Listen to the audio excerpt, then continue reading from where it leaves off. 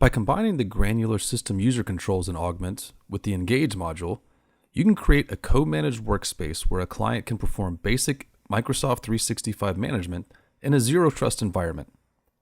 This allows your customer to take on basic Microsoft 365 management tasks like adding users, resetting passwords, or managing groups without giving them administrative access to their Microsoft 365 portal.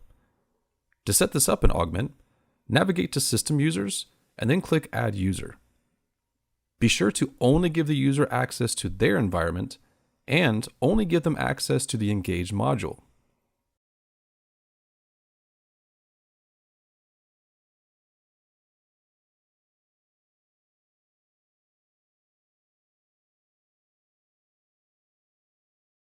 Once the user has been added, they can log into their Augmentt portal, and all they will have access to is their account and the Engage module. They can now perform basic Microsoft 365 management without having admin credentials.